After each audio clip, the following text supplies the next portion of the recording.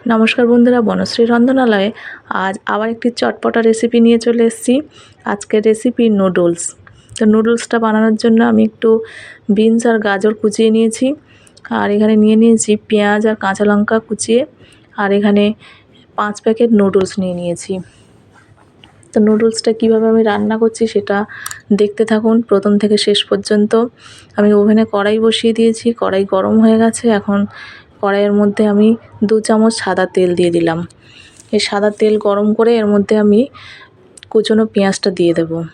পেঁয়াজটা একটু ভাজা ভাজা করব, পেঁয়াজের কালারটা একটু চেঞ্জ করে নেব ভেজে। বেশি পোড়াবো না, হালকা করে ভেজে একটু কালারটা জাস্ট চেঞ্জ করে নেব। এই যে দেখুন পেঁয়াজের কালারটা হালকা চেঞ্জ হতে শুরু করেছে। এখন আমি এর মধ্যে যে আগের থেকে বিনস গাজর কুচিয়ে রেখেছিলাম সেটা দিয়ে দেব। এখন আমি পেঁয়াজের সঙ্গে বিনস গাজরটা ভালোভাবে মিশিয়ে নেব। নিয়ে বিনস গাজরের কাঁচা গন্ধটা কাটানোর জন্য হালকা একটু ভাজা ভাজা করে নেব। বিনস গাজরের কালারটাও আমি চেঞ্জ করব না, এরকম কাঁচা কাঁচা কালারই থাকবে, কিন্তু কাঁচা গন্ধটা চলে যাবে সেরকমভাবে ভাজবো। এই যে আমি ভেজে নিচ্ছি। আর আমার চ্যানেলে যদি কেউ নতুন হয়ে থাকেন অবশ্যই চ্যানেলটা সাবস্ক্রাইব করে রাখবেন, এরকম নতুন নতুন রেসিপি দেখার জন্য। আমি আরও নতুন নতুন রেসিপি নিয়ে আসার চেষ্টা করব। আর পাশে থাকা বেল আইকনটি অবশ্যই প্রেস করে দেবেন, যাতে আমার চ্যানেলের রান্না সবার আগে আপনাদের কাছে পৌঁছে যায়। আর এই যে দেখুন এখন আমি কাঁচা লঙ্কা কুচিয়ে রেখেছিলাম সেটা দিয়ে দিলাম, দিয়ে আবারও সব কিছু ভালোভাবে মিশিয়ে নেব। এই যে মিশিয়ে নিচ্ছি। এখন দেখুন সবজির যে হালকা জলটা ছিল সেটা টেনে গেছে, আর সবজির কাঁচা গন্ধটাও চলে গেছে। এখন আমি এর মধ্যে 1 কাপ জল দিয়ে দিলাম, যাতে সবজিটা ভালোভাবে সিদ্ধ হয়। আর এর মধ্যে আমি যেহেতু নুডলসগুলো দেব, তাই একটু জল দিয়ে দিলাম 1 কাপ পরিমাণ। এখন আমি এই 5 প্যাকেট নুডলস এর মধ্যে দিয়ে দিলাম। রান্নাটা খুব সহজ একটি রেসিপি, অনেকেরই জানা আর অনেকেরই অজানা। যাদের অজানা তারা একবার চেষ্টা করে দেখবেন বাড়িতে। খুব ভালো একটা হেলদি রেসিপি, আর খুব সহজেই বানানো যায় চটপটা রেসিপি।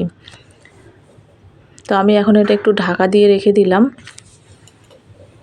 কিছুক্ষণের জন্য ঢাকা দিয়ে রাখার পর আবার ঢাকাটা খুলে নুডলসগুলোর এক সাইড জলের মধ্যে ছিল, তার উল্টো সাইডটা আবার উল্টিয়ে দিলাম একটু,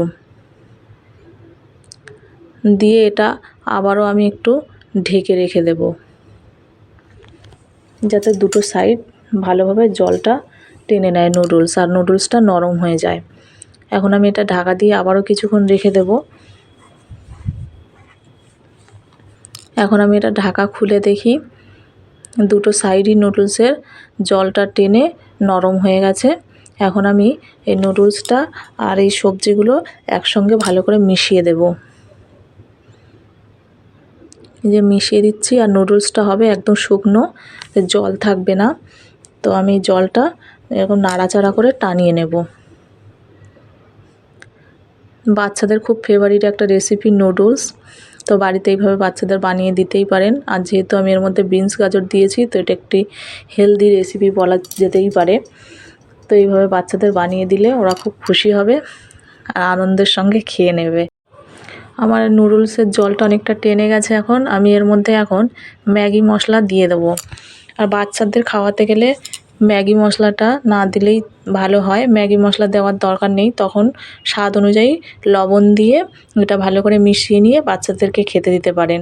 আমি এটা বড়দের খাওয়ার জন্য ম্যাগি মশলাটা ব্যবহার করলাম।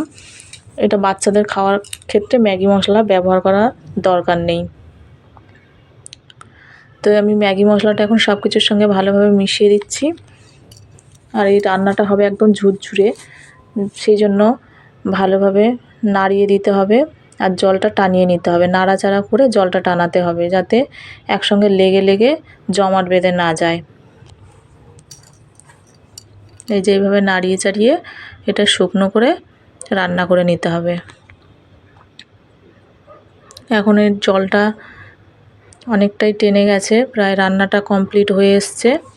এখন আমি এর মধ্যে একটু টমেটো সস দিয়ে দেব। টমেটো সসটা দিলে রান্নাটা একটু মিষ্টি মিষ্টি স্বাদের হয়।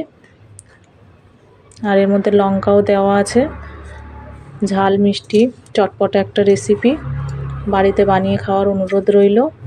একবার চেষ্টা করবেন বাড়িতে বানানোর, একটা সহজ পদ্ধতিতে একদম কম সময়ে রান্না একটা। তো আমার রান্নাটা হয়ে গেছে, এখন আমি একটা সার্ভিং প্লেটে এটা সার্ভ করব, সেই জন্য এটা ঢেলে নিচ্ছি।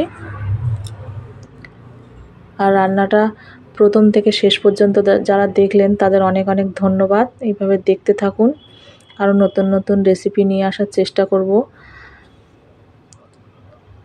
আমার এর মধ্যে একটু সস দিয়ে দিলাম, টমেটো সস দিয়ে দিলাম।